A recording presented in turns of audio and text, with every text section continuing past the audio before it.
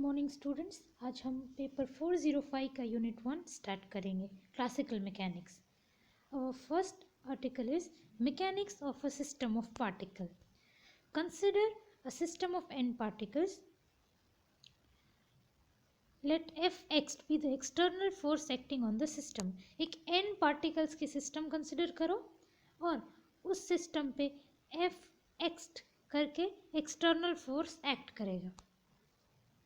Now consider the ith particle of system having mi mass and let its position with respect to fixed origin be ri. तो अब n particles की एक system है, उसमें बहुत सारे मासेस हैं, m1 m2 फिर कहीं पे m3 m4 उस तरह से. तो कोई एक मास कंसिडर करो mi जो कि फिक्स्ड ओरिजिन से उसका पोजीशन वेक्टर आ रही हो वैसा.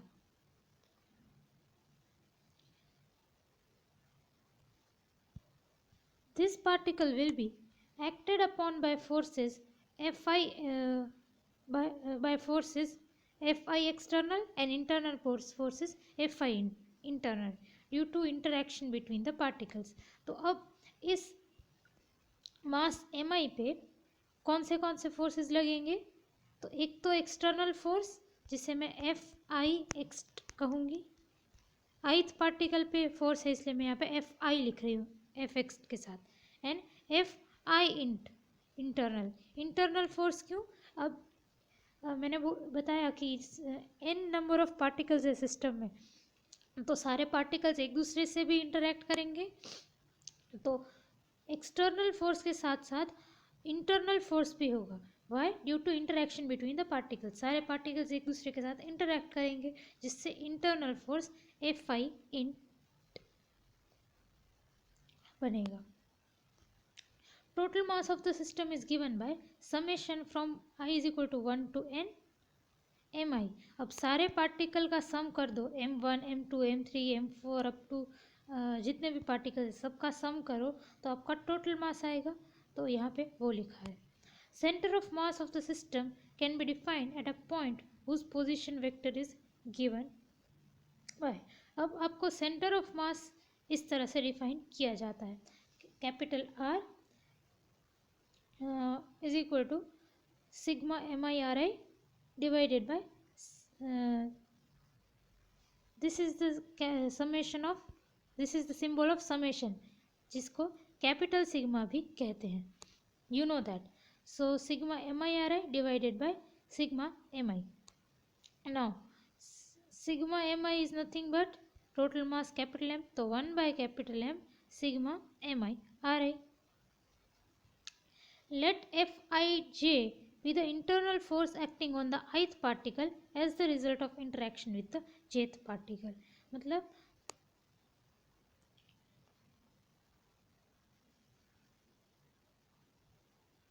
ith पार्टिकल किसी jth पार्टिकल के साथ इंटरैक्ट करेगा तो उसके कारण उस पर फोर्स एफ आई जे लगेगा.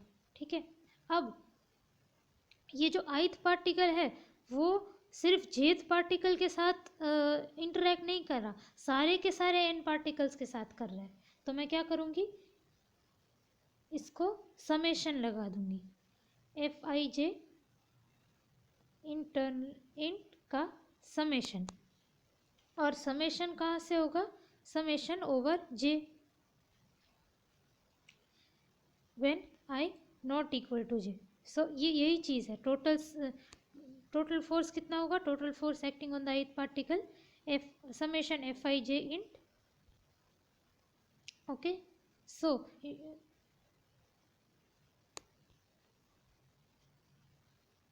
then the equation of motion of ith particle can be written as equation of motion of ith particle. How do we write it?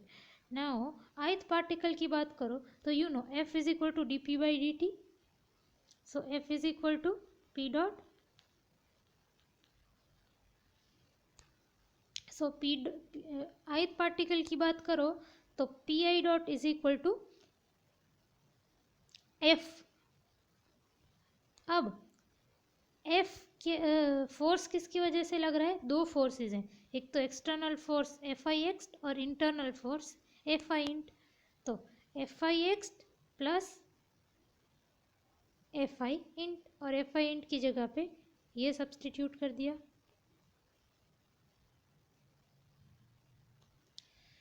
The first term on the RHS of equation above equation represents the external force on the ith particle. ये क्या है? External force को represent करता है।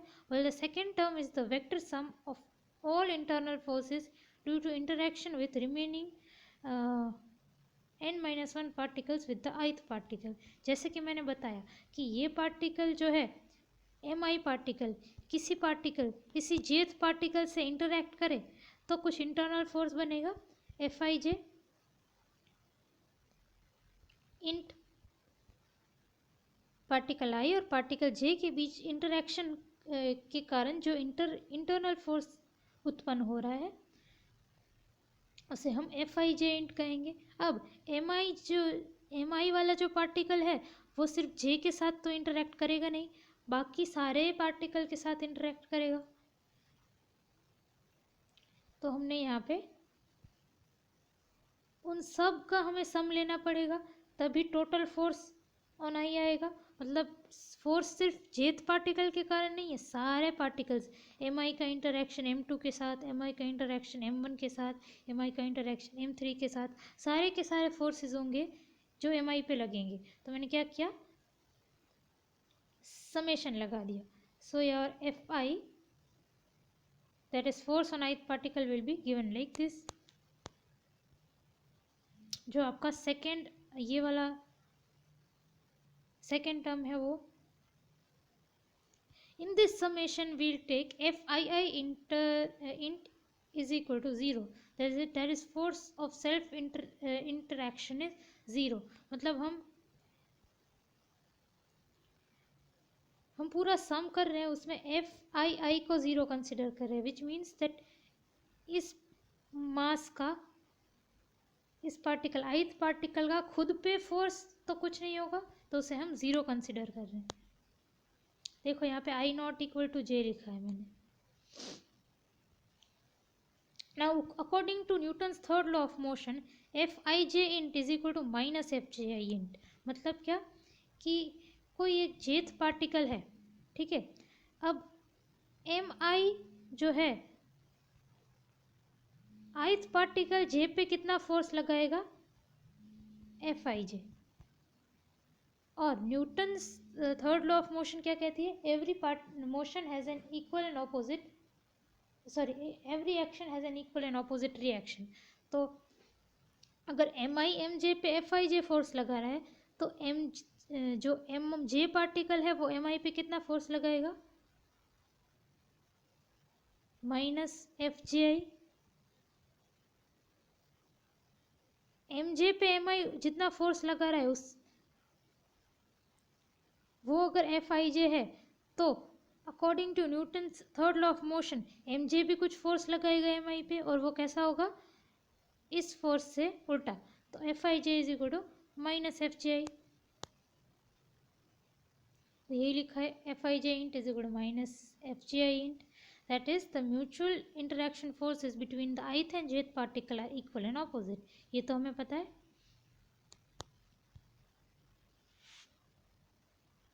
Equation 3.121 is summed over I so as to give the equation of motion of the system। अब ये तो सिर्फ हमने ये इक्वेशन तो सिर्फ हमने equation of motion of ith particle, हमने सिर्फ ith पार्टिकल का इक्वेशन देखा। अगर अब हमें पूरी की पूरी सिस्टम जिसमें n पार्टिकल्स हैं उसका इक्वेशन ऑफ मोशन लेना है तो मैं क्या करूँगी? उसको पूरे को मैं I will sum it up. तो देखो मैंने उस इक्वेशन को यहाँ पे सम कर दिया।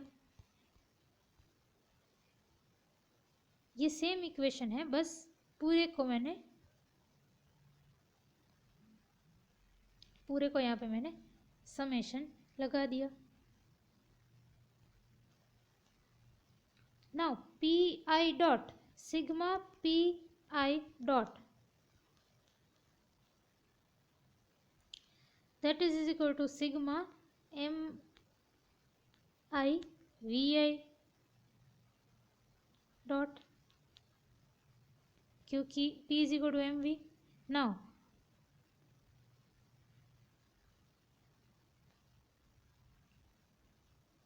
vi dot is equal to what? v is equal to r dot, ये आपको पता है v is equal to r dot. तो v dot equal to r dot dot, तो m r dot dot i भी आएगा क्योंकि यहाँ पे i भी है सफिक्स में. डॉट डॉट क्या होता है? Dot dot is D square by D T square, which means D square by D T square summation M I R I. तो ये देखो यही लिखा है मैंने यहाँ पे, D square by D T square summation और आई एम आई आर आई. फिर ये तो टर्म ऐसे रहा और ये भी ऐसे, ये पूरी RHS वैसे ही रख दी हमने. The prime over the summation symbol indicates that the term I is equal to j sum is excluded. ये यहाँ पे मैंने जो प्राइम यूज़ किया है वो प्राइम क्यों यूज़ किया है? ये सिंबल होता है समेशन का, तो फिर ये प्राइम क्यों यूज़ किया है यहाँ पे? Why have I use this symbol? वो ये दिखाने के लिए कि समेशन पूरा है लेकिन I is equal to j वाला टर्म एक्सक्लूड किया गया. I is equal to j वाली टर्म को मैंने इंक्लूड नहीं किया. अगर हम सिर्फ ये लिखते इसका मतलब कि सारी terms over all terms summation हो रहा है. अगर हमें इस तरह से सिंबल दिखाना होता तो हम साथ में I is not equal to j लिखते, स्पेसिफाई करते. तो अगर हमने इस तरह से प्राइम सिंबल लगा दिया मतलब आप समझ जाओ कि I is not equal to j. अब मैं जब I is not equal to j वाली I is equal to j वाली टर्म एक्सक्लूड होगी, सिर्फ I is not equal to j वाली सारी टर्म्स इंक्लूड होगी. तो अगर मैं यहाँ पे इस चैप्टर में सिग्मा प्राइम लिखती हूँ तो आप समझ जाना बिना मेरे बोले that I is equal to j वाली टर्म को हमने सम में से एक्सक्लूड कर दिया है, उसे निकाल दिया है. We shall use this convention in this chapter. इस पूरे चैप्टर में मैं इसी सिंबल को यूज़ करूँगी. In the double summation term sigma dash ij Fij int suffixes I and j are dummy and can be interchanged without changing the sum. अब ये जो I j है वो डमी इंडाइसिस है. मैथमेटिक्स में आपको पता है दैट आप डमी इंडाइसिस को इंटरचेंज कर सकते हो, पर डमी इंडाइसिस को इंटरचेंज करने के बाद भी आपका सम चेंज नहीं होगा. विच मीन्स आप इंटरचेंज करो, I की जगह पे j और j की जगह पे I, आप डमी इंडाइसिस को इंटरचेंज कर दो तो भी आपका सम सेम रहेगा. सो summation of Fij int is equal to summation of Fji int. क्यों? क्योंकि I and j are dummy indices, इसीलिए उनको इंटरचेंज कर सकते हो पर उनका सम चेंज नहीं होगा. तो मैंने Fij इंट लिया और I की जगह j और j की जगह I पुट कर दिया, तो आपका सम कैसा हो जाएगा? Fji int. अब आप Fij इंट को कैसे लिख सकते हो? हाफ इंटू 2Fij इंट, तो ये ठीक है. और 2Fij इंट को कैसे लिख सकते हो? Fij int plus Fij int. ठीक है. अब what is Fij int? Fij int is equal to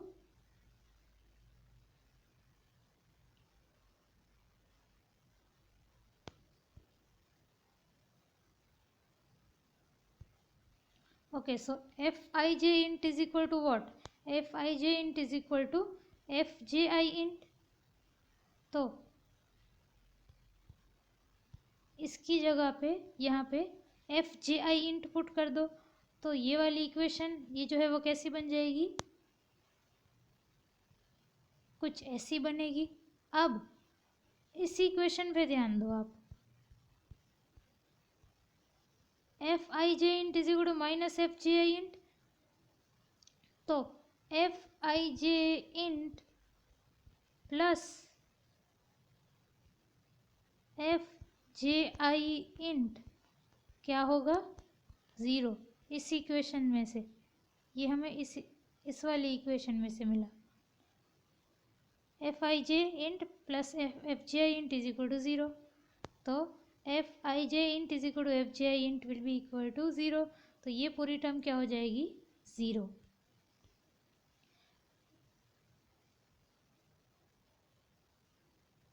From the equation 3.120 mr is equal to sigma mi ri।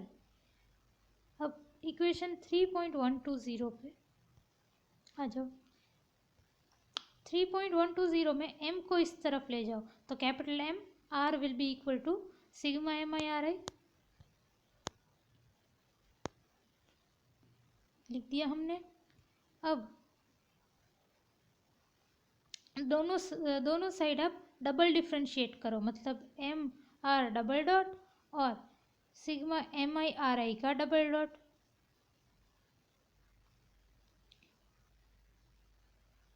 Double dot मतलब क्या, D square by D T square M I R I. On using equation 3.124 and 3.125 along with 3.123b we get, अब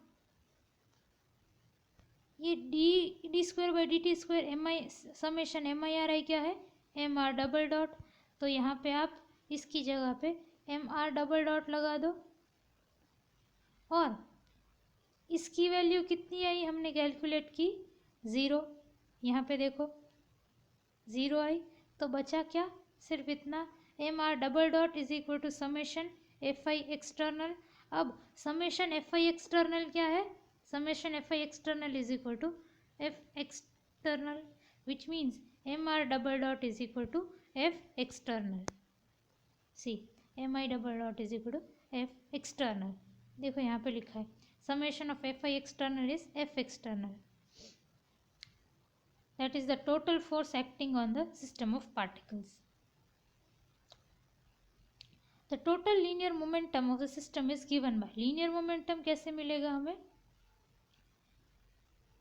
summation of mv, सारे particles की momentums, total linear momentum कैसे मिलेगा, सारे particle के momentum को आप का सम करो आप, तो आपको टोटल लीनियर मोमेंटम मिलेगा। सारे के सारे जो n पार्टिकल्स है सबके मोमेंटम का सम करो, तो मोमेंटम का सम कैसे लिखेंगे, sigma P I. Now P I is equal to M I V I. Now M I V I is equal to R I dot, तो यही लिखा है sigma M I R I dot. अब dot मतलब क्या, D by D T, तो आपका हुआ D by D T summation M I R I,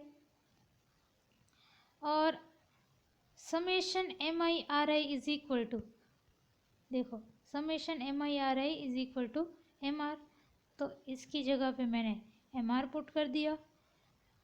now D by D T of M R is equal, capital M R is equal to M R capital M R dot,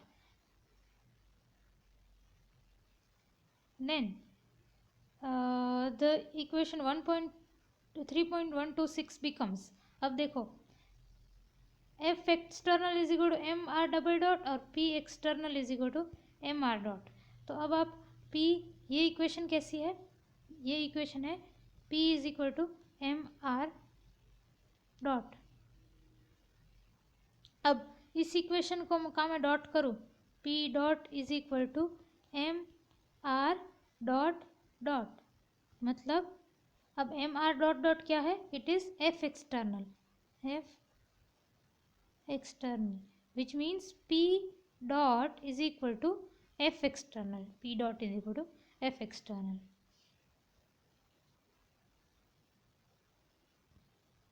So now equation 3.126 and 3.127 show that in case of a system of n particles under the action of external forces, the center of mass of the system behaves like a particle whose mass is equal to total mass of the system and is acted upon by external force F external.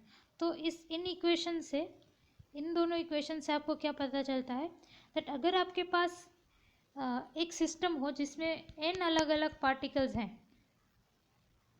then under the action of external forces the center of mass of the system behaves like a particle. तो ये जो n particles हैं, इस system का जो centre of मास होगा वो किस तरह से बिहेव करेगा पता है? It will behave like a particle whose mass is equal to total mass of the system. Center of mass will behave like a particle whose mass is equal to total mass of the system. मतलब m1 m2 m3 पूरे system का total mass which is acted upon by total external force Fx.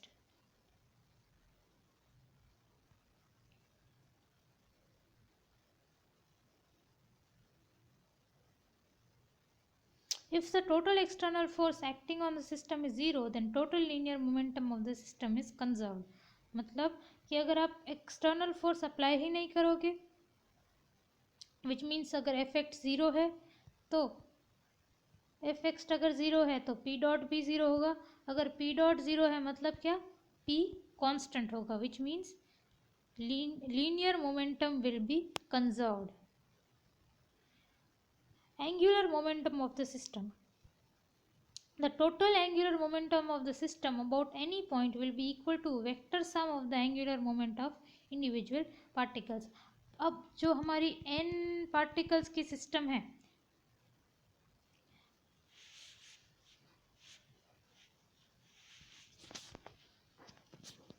हमारे पास n particles की system है, उस पूरी system का angular momentum कैसे निकालेंगे? तो सारे पार्टिकल्स का हम एंगुलर मोमेंटम लेंगे और सबका वेक्टर सम कर देंगे, तो हमारी पूरी सिस्टम का एंगुलर मोमेंटम निकलेगा. तो हम कोई एक पार्टिकल का पहले एंगुलर मोमेंटम निकाल के देखते हैं. Let L I represent the angular momentum of ith particle about some point.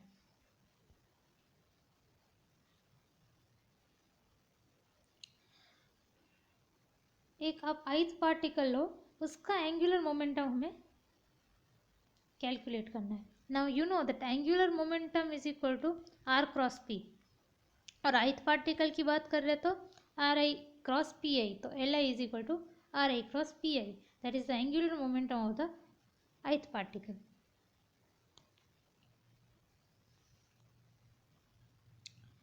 Now total angular momentum is obtained by taking vector sum of individual momenta. अब मैंने क्या कहा था कि एक इंडिविजुअल कोई एक पार्टिकल का आपको एंगुलर मोमेंटम मिल जाए तो सिस्टम का कैसे मिलेगा?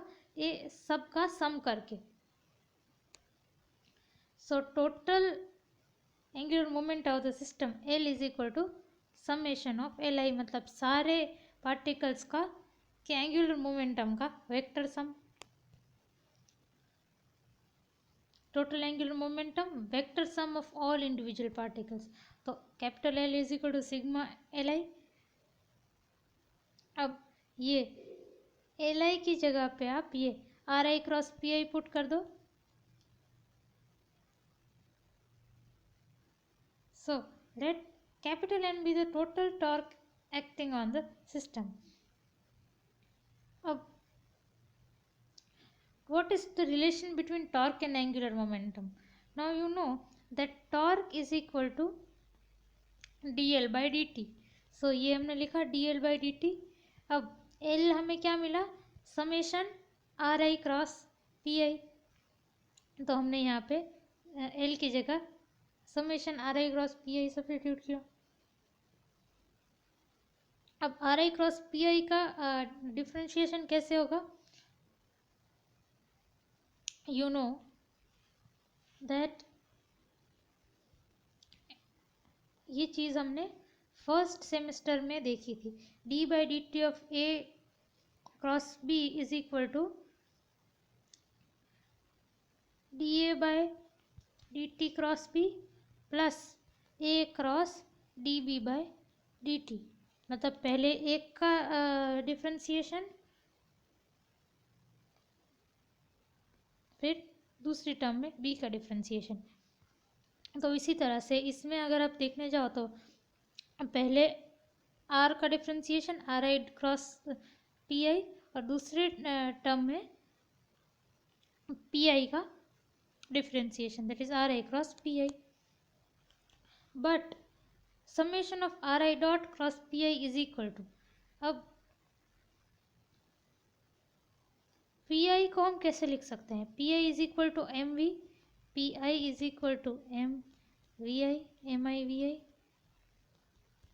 एंड वी आई को आप कैसे लिख सकते हो? V I is nothing but R I dot. तो इसी मैंने पी आई की जगह R I dot M I R I dot लिख दिया. अब एम आई कॉन्स्टेंट है, इट्स तो यहाँ पे आ जाएगा बाहर की तरफ. तो M I R I dot cross R I dot. अब आपको पता है A cross A is always equal to zero, तो R I dot cross R I dot will be zero, which means कि ये जो फर्स्ट टर्म है ये दिस विल बी ज़ीरो. तो बचा क्या? सिर्फ ये वाली टर्म. अब ये वाली टर्म कैसी है? R I cross P I dot. अब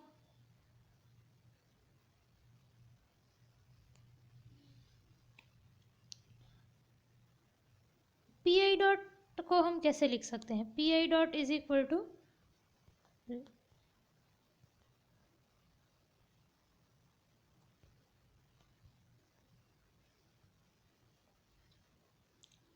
ये वाला summation F I X plus summation prime F I J int. उस ये वाली वैल्यू हम सब्स्टिट्यूट कर देते हैं.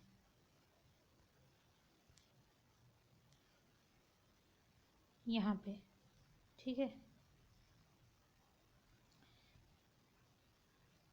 अब R I cross summation prime F I J int zero हो जाएगा, तो बचेगा क्या? सिर्फ ये वाली टर्म बचेगी. So that is equal to summation R I cross F I X. सिर्फ ये वाली टर्म बचेगी. जो सेकेंड टर्म होगी sigma R I cross F summation prime F I J int, ये वाली जो टर्म है ना वो ज़ीरो हो जाएगी यहाँ पे.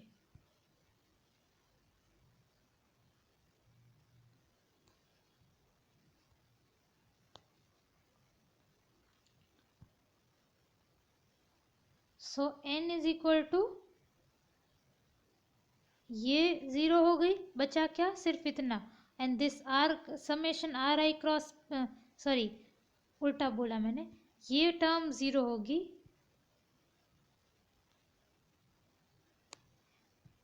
n is equal to summation R I cross P I dot, और ये वाली टर्म ज़ीरो हो जाएगी आर आई डॉट वाली, इज इक्वल टू, अब ये कितना है?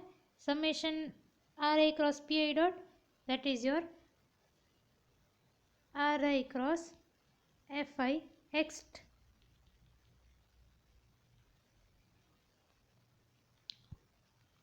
So n is equal to your dl by dt, that's equal to summation ri cross fix.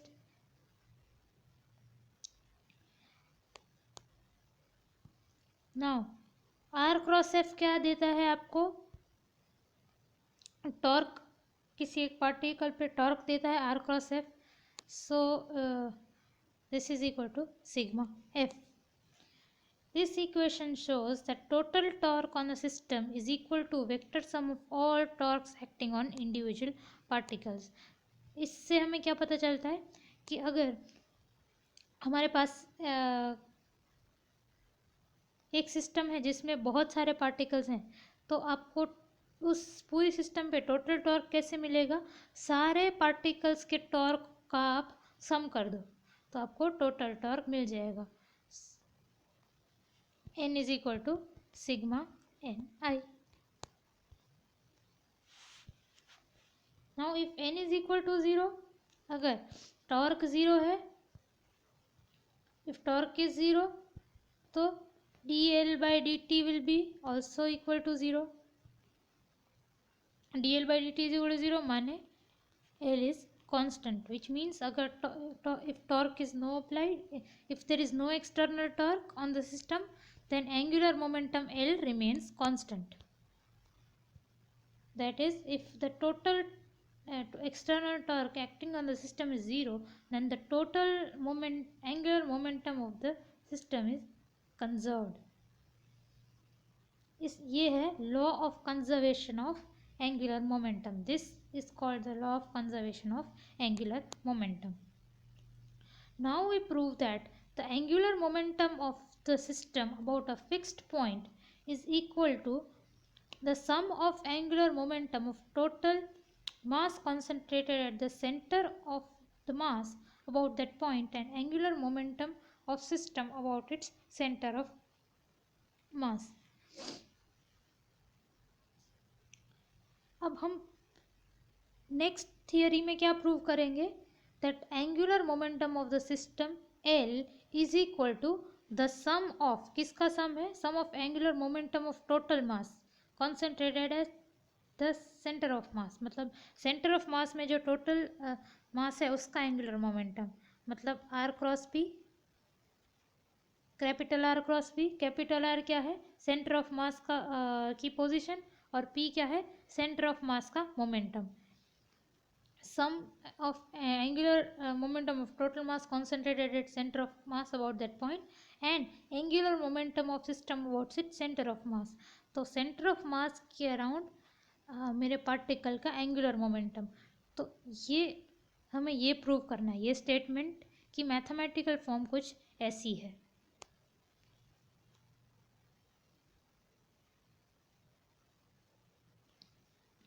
Let mi and ri denote the mass of the mass and position of vector of ith particle with reference point O. अब कोई एक mi particle लो, और वो mi particle reference O से उसका position vector है ri. Now let ri dash be the position vector of ith particle with reference to center of mass of the system. तो अब कंसिडर करो कि आपका सिस्टम का सेंटर ऑफ मास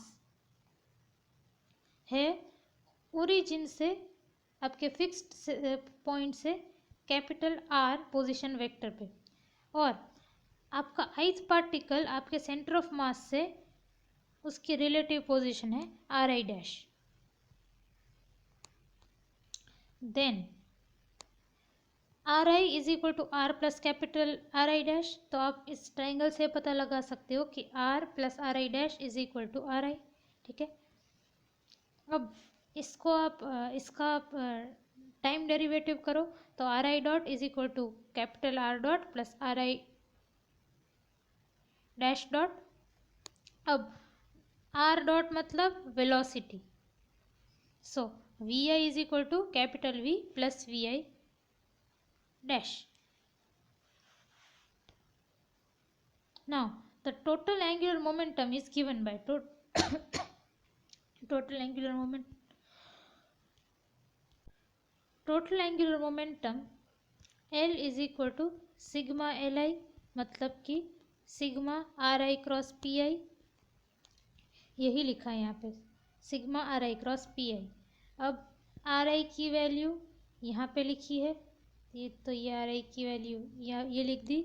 और pi मतलब क्या? pi माने m vi, तो m लिखो, उसके बाद vi की जगह ये वाली वैल्यू पुट करो. या फिर आप ये लिख सकते हो P I is equal to M I V I, that is M I R I dot. तो एम आई लिखा, उसके बाद मैंने ये आर आई डॉट की वैल्यू डाल दी, R dot plus R I dash dot, ये देखो ये डाल दी मैंने, ठीक है। अब इस पूरे ब्रैकेट को ओपन करो तो आपका क्या आएगा, M I R cross R dot plus R cross ये इसके साथ आर आई डैश डॉट, फिर ये वाला आर आई डैश वाला आर डॉट के साथ, और फिर आर आई डैश वाला आर आई डैश वाले के साथ। तो ये पूरा ब्रैकेट खोल दो तो आपका कुछ ऐसा इक्वेशन आएगा। The second term of the R H S of the equation 1.135 can be written as. अभी सेकेंड टर्म पे आते हैं।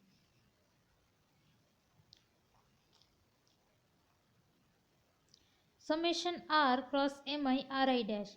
अब आप समेशन को इस टर्म के साथ ले जाओ और उसके बाद आप देखो कि आर आई यहाँ पे डॉट है लिखा है, डॉट मतलब क्या होता है, डी बाई डी टी। तो आर आई डॉट को आप D by D T into are आई लिख सकते हो, तो वही मैंने लिखा है ये। नाउ व्हाट इज दिस, ये समेशन टर्म क्या दिखाती है ये, but summation of mi ri dash is equal to 0 since the distance ri dash are measured with respect to center of the mass system। हम center of the mass system के respect में अगर distances major करें तो उनका सम, ये property आपने 11th standard में स्टडी करी होगी। तो ये 0 आ जाएगा, तो पूरी की पूरी ये टर्म 0 हो जाएगी। तो third term on the R H S of the equation also vanishes for the same reason. अब ये sigma M I R I dash 0 है, इसलिए आपकी ये थर्ड टर्म में भी देखो वही टर्म है, तो वो भी चली जाएगी। बचा क्या, ये टर्म, ये टर्म, वो दोनों टर्म मैंने यहाँ पे लिख दी। अब this will be equal to, first term को कैसे लिखूंगी मैं, R cross R dot into summation M I, और समेशन एम आई क्या है, summation M I is capital M, अभी हमने लास्ट थियरी में ये देखा। फिर इसको मैं कैसे लिखूंगी, एम आई जो है वो इसकी जगह पे मैं इसके साथ मल्टीप्लाई कर दूंगी, क्योंकि एम आई तो कांस्टेंट है, उसकी पोजीशन इधर हो या इस पार्टिकल्स के साथ हो, या सॉरी इस टर्म के साथ हो या इस टर्म में, कोई फ़र्क नहीं पड़ता। M I R I dot is equal to, you know, M I R I dot मतलब वी आई, तो ये टर्म कैसी है, एम आई वी आई जैसी है, M I V I is equal to P I, so this will be equal to P I dash. तो ये term कैसी हो जाएगी, R I cross P I, sorry R I dash cross P I dash. अब R I dash cross P I dash क्या होगा, R I dash cross P I dash will be L I dash, और summation of L I dash will be equal to capital L dash, so यहाँ पे capital L dash आ गया। और ये देखो M R dot, capital M R dot क्या होगा आपका, that will be your capital P. हमने लास्ट थियरी में देखा था कि M R dot is equal to capital P, तो आपकी पूरी इक्वेशन कुछ ऐसी आ गई, और यही रिक्वायर्ड था, this was required. P is equal to mr dot represents the linear momentum of center of mass, hence r cross p represents the angular momentum of the total mass. Term L dash is equal to summation ri dash cross pi dash represents the angular momentum of system about its center of mass. Now this proves the statement. हमें ये statement अभी हमने start इसी statement को prove करना किया था. मैंने आपको यही statement बताई थी कि हमारा इस statement को मैंने वर्ड्स फॉर्म की जगह इक्वेशन फॉर्म में लिखी थी, यही स्टेटमेंट, और यही स्टेटमेंट हमने प्रूव कर दी. Energy of the system. In order to find the energy of the system, let us find the work done by all forces, external as well as internal, in moving the system from initial configuration to final configuration. हमें energy of system find out करनी है. उसके लिए हम क्या करेंगे? Work done calculate करेंगे. Work done किसके कारण होगा? एक्सटर्नल फोर्सेस के कारण भी और इंटरनल फोर्सेस के कारण भी. तो अब what will be the energy of the system? It will be calculated by work done by system in moving from configuration 1 to configuration 2. configuration 1 से 2 में मूव करने के लिए आपका सिस्टम कितना वर्क डन करता है, that will be stored as energy. Total work done in moving system is equal to sum of work done in moving all the particles from configuration 1 to configuration 2. मतलब ये हमारे पास capital N number of particles हैं, तो total work done पूरे system में total work done क्या होगा? सारे पार्टिकल को कॉन्फ़िगरेशन 1 से कॉन्फ़िगरेशन 2 तक ले जाने में जो वर्क डन करेंगे, सारे पार्टिकल्स को ले जाने में कुछ वर्क डन करेंगे, उन सारे पार्टिकल्स के वर्क डन का सम. thus W12 is equal to summation of 1 to 2. Okay, सो एक पार्टिकल पे कितना वर्क डन होगा? एक ith पार्टिकल कंसिडर करो जो आप कॉन्फ़िगरेशन 1 से 2 में लेके जा रहे हो. तो ith पार्टिकल का वर्क डन कितना होगा? Fi dri from 1 to 2. एक पार्टिकल का इतना होगा Fi डॉट dri. अब हमने क्या कहा कि टोटल वर्क डन कितना होगा? टोटल वर्क डन होगा, ये सिर्फ एक पार्टिकल का हुआ, सिर्फ एक पार्टिकल का, लेकिन टोटल वर्क डन क्या होगा? सारे पार्टिकल्स का सम, सारे पार्टिकल्स के वर्क डन का sum. So W12 is equal to summation over I integration 1 to 2 Fi dri. Now अब आप फोर्स को किस तरह से लिख सकते हो? Fi external plus Fij internal.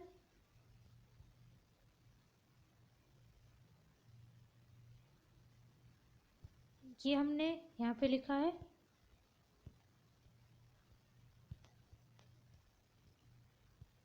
अब फोर्स को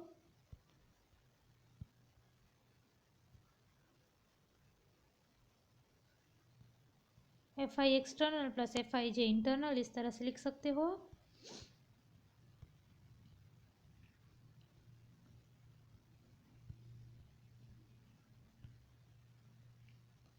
तो मैंने वही कर दिया. Fi is equal to Fi external plus Fij internal, और फिर मैंने ओपन किया ब्रैकेट को. Now if the internal and external forces are conservative, then they can be expressed in terms of corresponding potential energies. Thus total energies Fi on the particle is written as, तो हमने वही जो मैंने ऊपर बताया था, Fi is equal to Fi external plus summation Fij internal due to external forces and internal forces. एक particle पे कौन से फोर्स रखते हैं? एक्सटर्नल फोर्स Fix और इंटरनल फोर्सेस समेशन Fij. अब आपने ये चीज़ फर्स्ट सेमेस्टर में स्टडी की है कि कोई अगर कंजर्वेटिव फील्ड होती है तो उस कंजर्वेटिव फोर्स को हम माइनस डेल्टा वी की तरह लिख सकते हैं, gradient of some potential. We can write the conservative field as a gradient of some potential. तो अगर हम कंसिडर करें कि हमारे जो फोर्सेस अप्लाइड हैं, इंटरनल एंड एक्सटर्नल फोर्सेस, अगर वो कंजर्वेटिव हैं, तो आप उस सिस्टम को किसी पोटेंशियल के ग्रेडियंट की तरह लिख सकते हो। तो अगर हमारा फोर्स एफ आई जो है वो कंजर्वेटिव है, we can write it as del V I, gradient of Vi, where Vi is the potential energy. Vi is equal to Vi external plus Vi internal. As potential energy is the sum of potential energy functions of external and internal forces. External forces का potential energy function ये, और internal forces का potential internal forces का potential energy function ये। अब आपको पता है डेल का मतलब क्या होता है, वो आपको सबको पता है।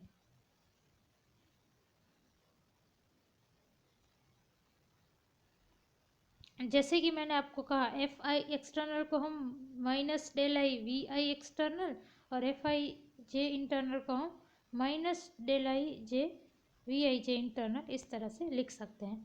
अभी मैंने आपको समझाया क्यों।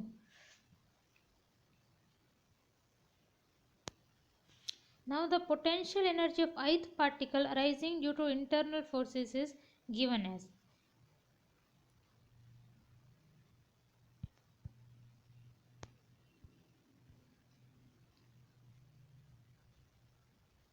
Vi int is equal to summation of Vi over j Vij internal।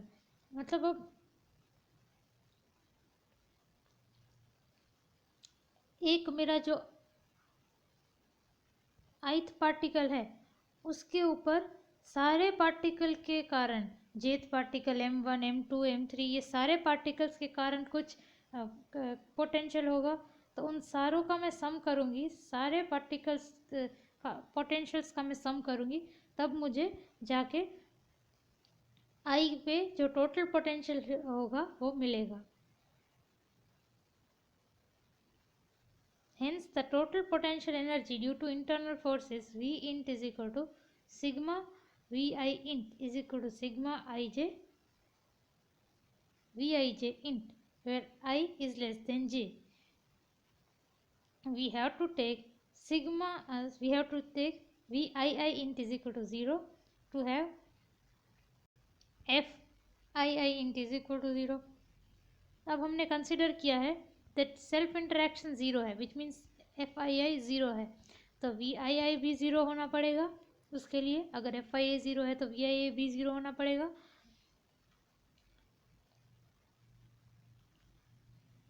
इसीलिए हमने यहाँ पे I less than J condition रख दी है, ताकि एक तो I is equal to J वाली कंडीशन ना हो जाए, मतलब I वाली कंडीशन ना आ जाए।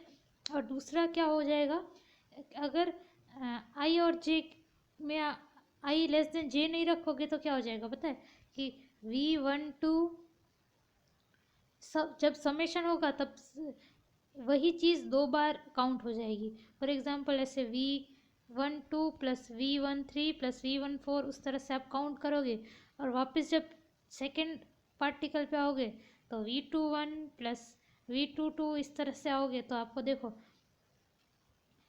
और तो ये देखो V12 और V21 सेम होगा। क्यों, ये आप समझ सकते हो कि V12 और V21 क्यों ठीक सेम होगा। मास 1 पे मास 2 के कारण जो पोटेंशियल है, मास 2 पे मास 1 के कारण उतना ही पोटेंशियल होगा। सो V12 और V21 सिमिलर होगा।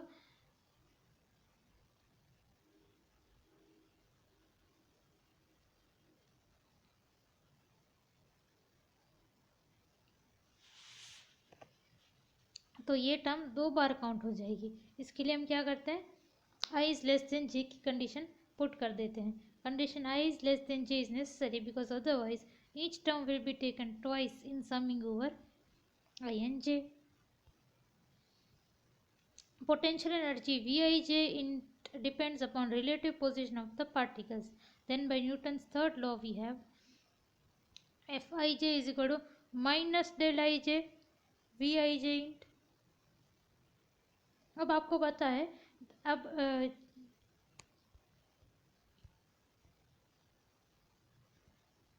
हमने ये वाली इक्वेशन यूज़ की और उससे मैंने हमने यहाँ पे लिख दी।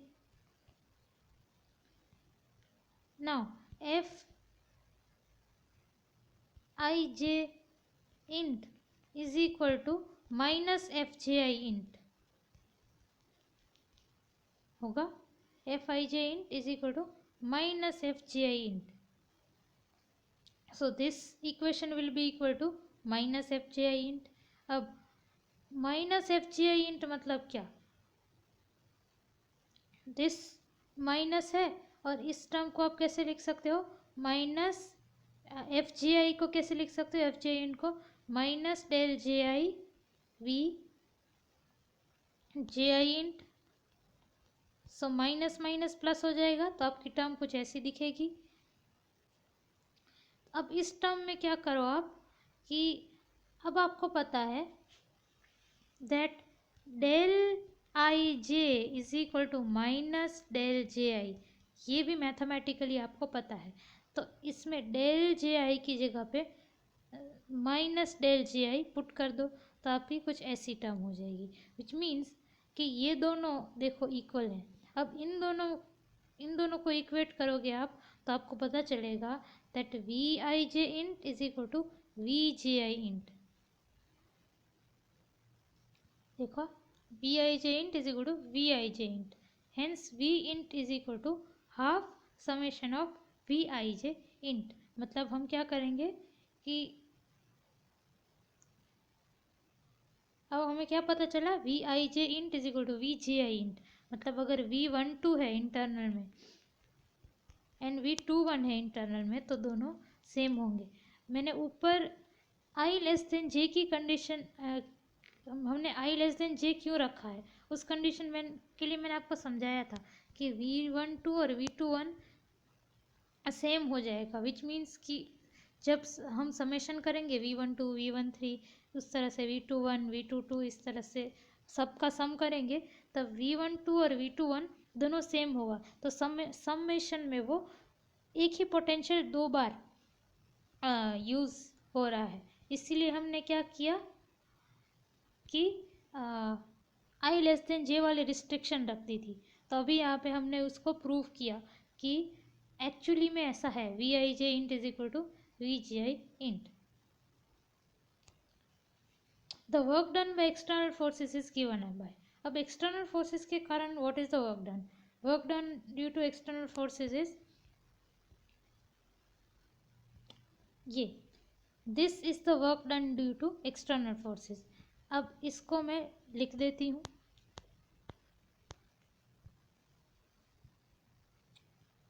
Now F X is equal to minus del I V I external. तो मैंने ये लिख दिया minus del I V I external. अब डेल आई मतलब क्या होता है, D by D R I, V I external है और फिर डी आर आई कुछ ऐसा होगा। तो डी आर आई गया, बचा क्या, डी वी आई एक्सटर्नल। अब इंटीग्रेशन ऑफ डिफ्रेंसिएशन करोगे वी आई एक्सटर्नल का तो क्या बचेगा, वी आई एक्सटर्नल ही बचेगा। और ये इंटीग्रेशन की लिमिट्स पुट कर दो फ्रॉम 1 to 2 तो क्या आएगा, v1x minus v2x, where v1x and v2x represents the potential energy of system arising due to external forces on the system in configuration 1 and 2 respectively। configuration 1 में external forces की potential energy और configuration 2 में external forces की configuration energy. तो आपको work done by external force मिल गया। अब work done by internal forces क्या होगा, work done by internal forces is given by this term. तो अब हम पहले हमने ये डिटरमाइन कर लिया, अब हम ये डिटरमाइन करेंगे।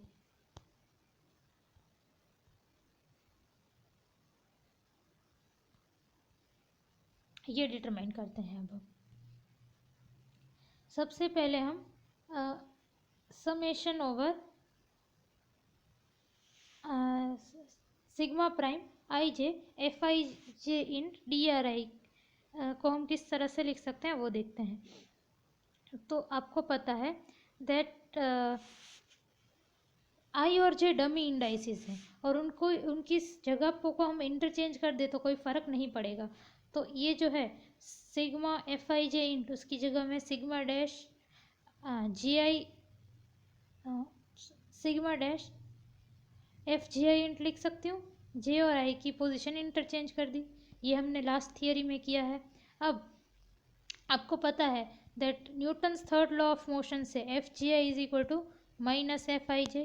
तो एफ जी आई की जगह मैंने माइनस एफ आई जे लिखा। तो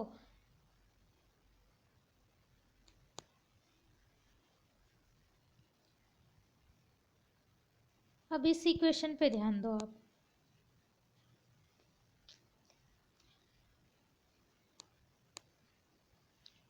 sigma F I J internal dot D R I plus sigma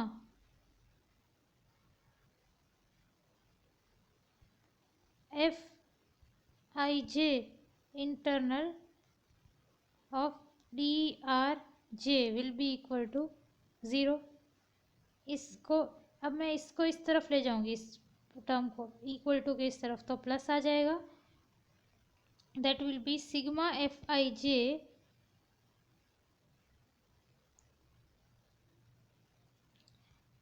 या फिर इस तरह से भी समझ सकते हो कि आप sigma F I J D R I है, उसको कैसे लिख सकते हो कि F I J plus F I J, तो 2 FIJ है और हमने डिवाइडेड बाय 2 कर दिया, तो सेम यही आया। अब sigma F I J D R आई, इसकी जगह पे हम ये पुट कर देते हैं, मतलब ये एक टर्म जो है ये इसकी जगह पे मैं ये वाली वैल्यू पुट कर दी, यहाँ पे ये वाली वैल्यू पुट कर दी, माइनस में ये वाली वैल्यू पुट कर दी। तो अब क्या रहेगा, अब कुछ ऐसी वैल्यू आएगी। तो मैंने यही वैल्यूज़, यही इक्वेशन मैंने यहाँ पे लिखी गई है। D R I minus D R J is equal to D R I J, D R I minus D R J is equal to D R I J. मैंने ये भी लिख दिया यहाँ पे। नाउ सब्सटीट्यूटिंग दिस वैल्यू, अब मुझे इसकी value F I summation dash dash F I J int की डॉट डी आर आई की वैल्यू मिली, ये वाली। तो मैंने इसमें work done by internal forces वाले में इसमें work done by internal forces वाला फॉर्मूला लिखा और ये जो वैल्यू मिली थी ऊपर से वो हमने पुट कर दी। Now F I J int is equal to minus del I J V I J int, ये तो हमें पता है, ठीक है। तो इसकी जगह मैंने minus del I J V I J int put कर दिया। अब डेल क्या होता है, डेल इज इक्वल टू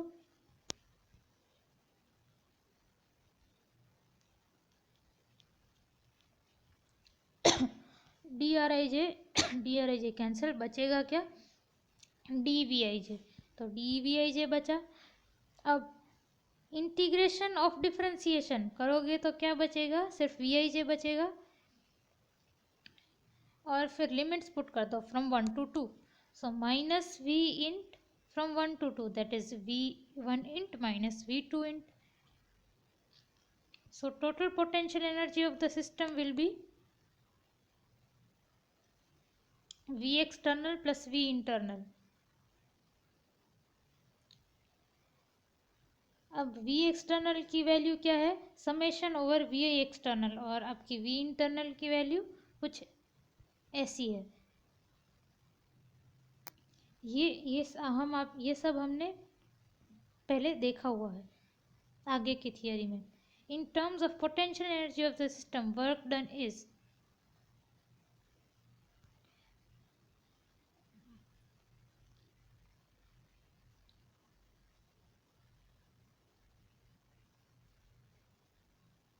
अगर आप सिर्फ potential energy of the system की बात करें तो आपका वर्क डन कैसा होगा, माइनस वी फ्रॉम 1 to 2 ये वाला। और ये V क्या है, ये V है V external plus V internal वाला, सो V1 माइनस V2। तो हमने सिर्फ पोटेंशियल एनर्जी के टर्म्स में वर्क डन कैलकुलेट किया। Work done W12 can be expressed in terms of difference between kinetic energy of system in initial and final configurations as। अब आप सिर्फ काइनेटिक एनर्जी की बात करो तो आपको पता है कि काइनेटिक एनर्जी की बात करने पे हम देखते हैं that you know work done is equal to F I D R I. Now F I is equal to P I dot मतलब D P by D T, D P by D T. और P को मैंने कैसे लिखा, D P by D T के P को P की जगह मैंने एम आई वी आई लिखा। तो ये टर्म हो गया F का। और मैंने क्या किया, डी टी से मल्टीप्लाई एंड डिवाइड किया, multiply and divide by D T. तो आपका इक्वेशन कुछ ऐसा मिला। अब M कांस्टेंट है सो वो बाहर आ सकता है।